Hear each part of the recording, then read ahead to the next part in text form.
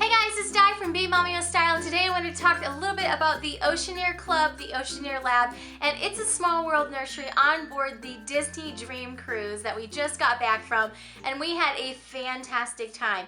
So on this most recent trip, my girls were 4.5 and 6, so they were both old enough to use the Oceaneer Club and Oceaneer Lab. So I'll probably talk more extensively about those, but I'll talk a little bit about It's a Small World Nursery right at the end, just to give you a little bit of information if you're curious about how it works.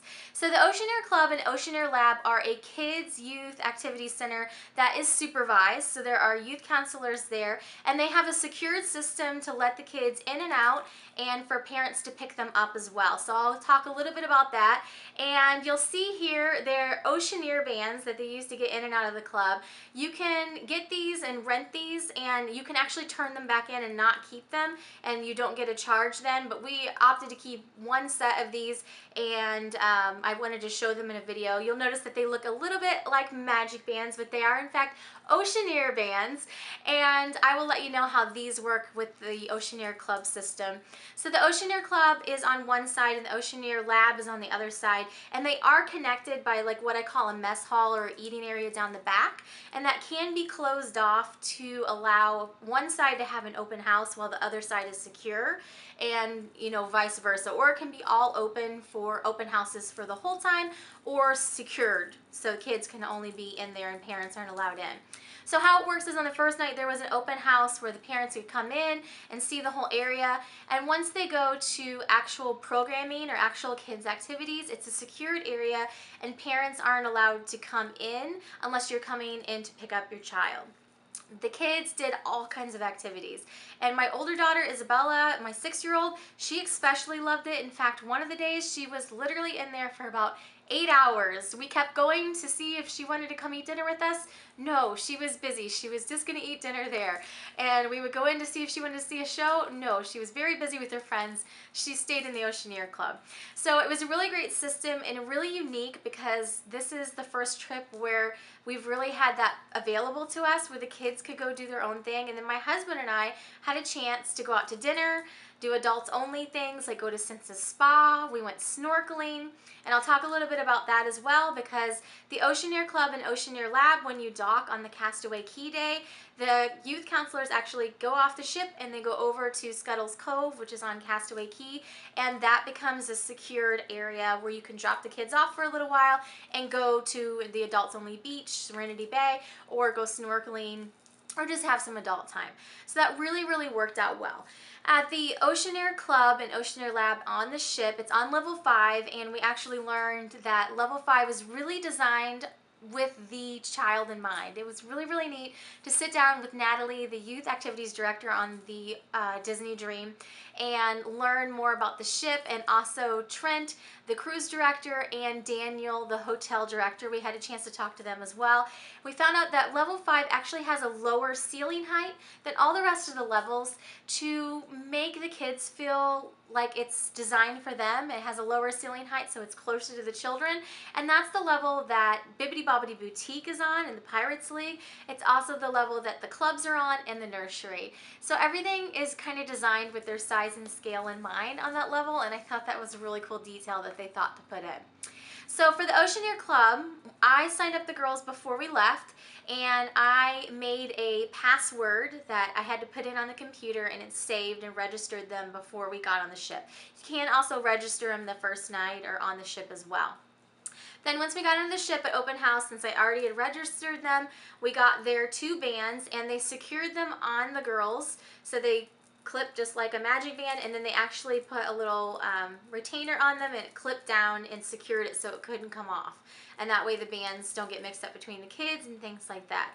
So each of the girls got their bands, and it had their information on it. If there's any allergy information, that all gets saved onto their magic bands, and they keep all that information available. If they are feeding the kids, they have all of their allergy information and that sort of thing available on the computer systems. These bands use RFID technology, which if you don't really know what it is, it's a computer technology that can send information back and forth, but also it can be a geolocator, which is really cool because when you would come in to pick up the kids, you give them your stateroom card and then they could say, okay, Natalie's playing in Andy's room. So that's where you want to go look for because it is quite a big open space, and obviously kids can kind of move quickly. So if you didn't have an idea of where to look for them, you'd probably be in there all night long. So it was really cool that they could use the bands to see where the kids were within the club at all times. It was also a really big open space, so that way you could see down from like Pixie Hollow to Inzy's room and kind of see between the areas as well. When you would sign them out, there was a really good series of checks and balances. The gates are all electronic lock and they have to scan Mickey to Mickey, just like at Disney World, Mickey to Mickey, to get in and out. They scan in and out with their bands. And you give them your stateroom card. They make sure that it's a stateroom that matches up with the child that you're picking up. You also have to give them your password that you made when you registered the children, and they also have taken your picture to verify your physical image as well to make sure that you match that child. I was very comfortable and felt very secure with their series of checks and balances for dropping off the girls and picking them up. You know, that's always kind of something on my mind, and it's something, you know, that they had very well thought out and planned. So the use of the Oceaneer bands I think was really, really great, and the system was efficient and worked. So the kids did everything in the Oceaneer Club, from bake cookies one night, they did drawing classes, they had surprise character visits, they can just run around and do free play if they want. If the kids are there at a mealtime, they offer the children the food and they don't make them eat it if they're not hungry. Maybe they just ate with mom and dad or whatnot, but if they were there at a mealtime, they did have food available and they offered it to the children that were in the club at that time. So that worked really great because one night Isabella was in the club around 5:45, which was our mealtime, and she ate at the club that night, and that was the same night that we went to Apollo dinner later on in the evening. So if you haven't watched the vlogs, definitely check those out. I'll try to put a link down below. But you can kind of see everything in more detail. So the Oceaneer Club and the Oceaneer Lab was definitely a game changer for us. This is the first vacation we've ever had anything like that, and I thought it worked great. They loved all the different themed rooms, especially Andy's room was so great. It was just like larger than life versions of like Rex and Slinky Dog. It had Andy's bed, toy bins. It was really a lot of fun.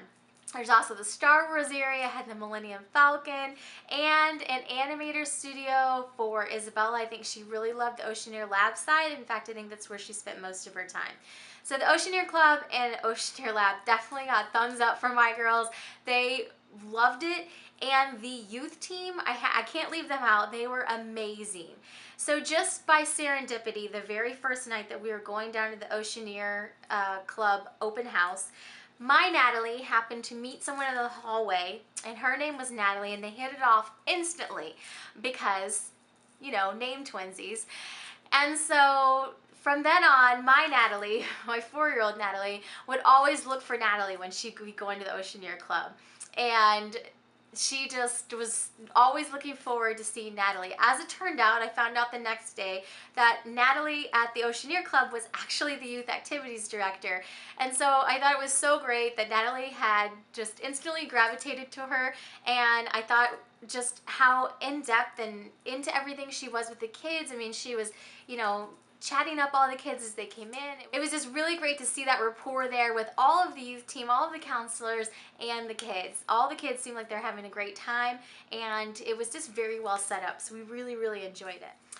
Then, like I mentioned, on the Castaway Key Day, the Oceaneer Club, Oceaneer Lab all closed down, and all those youth team counselors go on to the island and they open up Scuttle's Cove. So it's the same system there where you scan in and the kids can go play, and it's a secured, supervised play area.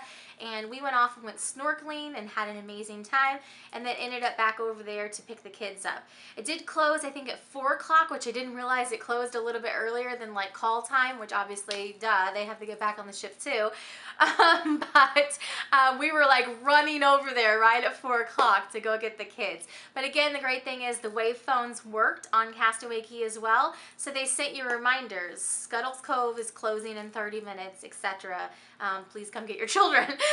So the wave phones are really great, and I was glad to have those and use those because they were a great way to communicate. And one night we were at Apollo dinner and Natalie was like, I'm ready to go, and I had to call them and be like, we're in the middle of our dinner, I have to review this dinner, we'll be right down.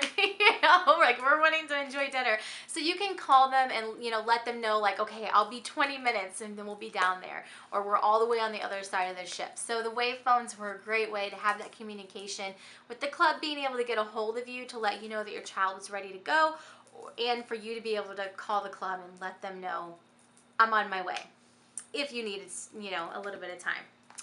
So the next thing I was going to talk about was It's a Small World Nursery, which seriously, so cute. I love the It's a Small World theming.